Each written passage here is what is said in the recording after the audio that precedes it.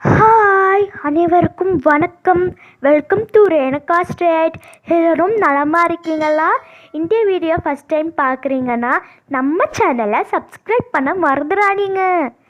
இன்றைக்கி நாம் ரொம்ப சுவையான மற்றும் ஆரோக்கியமான புதினா சட்னி எப்படி செய்கிறதுன்னு பார்க்கலாம் வாங்க.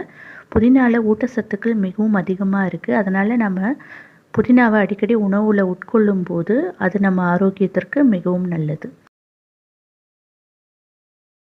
புதினா சட்னி செய்கிறதுக்கு தேவையான பொருட்கள் ஸ்க்ரீனில் டிஸ்பிளே ஆகுது, நோட் பண்ணிக்கோங்க.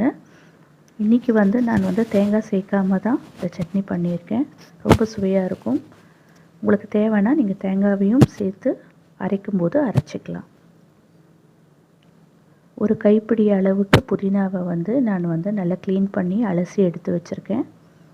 ஒரு கடாயில் 2 டீஸ்பூன் எண்ணெய் சேர்த்து சூடு பண்ணிக்கோங்க. ஒரு கைப்பிடி அளவு உளுந்து, கிட்டத்தட்ட ஒரு 1.5 டேபிள் ஸ்பூன் உளுந்து அந்த எண்ணெயில் சேர்த்து பொன்னிறமாக வறுத்து எடுங்க. இந்த ரெசிபிக்கு மொத்த ப்ரிப்பரேஷனுக்குமே உங்களுடைய அடுப்புடைய தீயை லோ ஃப்ளேமில் வச்சுக்கோங்க. காஞ்ச மிளகா சேர்த்துக்கிறேன். நான் 2 காஞ்ச மிளகா தான் சேர்க்குறேன். உங்களுக்கு தேவைன்னா அதிகமாக சேர்த்துக்கோங்க. அதையும் சேர்த்து இதோட வறுத்தெடுங்க. ஒரு துண்டு புளி, ஒரு சின்ன நெல்லிக்காய் அளவு புளி அதோடு சேர்த்துக்குங்க.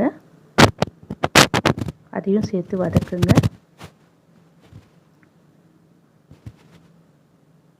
2 பல்லு பூண்டு சேர்த்துருக்கேன். பூண்டு சுவை உங்களுக்கு பிடிக்காதுன்னா சேர்க்க வேண்டாம், அது ஆப்ஷனல் தான். பூண்டை சேர்த்து ஒரு 30 செகண்ட் வதக்குங்க.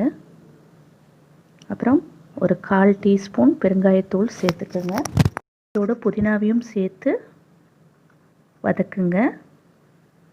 புதினா லேசாக நிறம் மாறி அடர்த்தியான ஒரு பச்சை நிறத்துக்கு வரும்.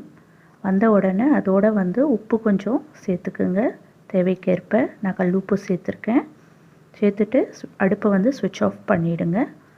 ஸ்விட்ச் ஆஃப் பண்ணிவிட்டு இதை நல்லா ஆற விடுங்க. ரூம் டெம்பரேச்சருக்கு வரணும். ரூம் டெம்பரேச்சருக்கு வந்த உடனே மிக்சர் ஜாரில் சேர்த்து 2 டீஸ்பூன் பொட்டுக்கடலை சேர்த்து தேவைப்பட்டால் தேங்காய் துருவலும் சேர்த்து கொஞ்சம் தண்ணி விட்டு அரைச்சி எடுத்துக்கோங்க.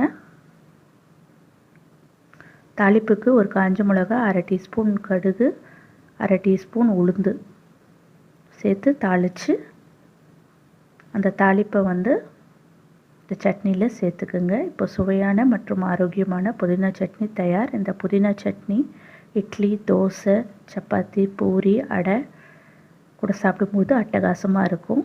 ட்ரை பண்ணி பாருங்கள். ட்ரை பண்ணி பார்த்துட்டு உங்கள் ஃபீட்பேக்ஸை கண்டிப்பாக ஷேர் பண்ணுங்கள்.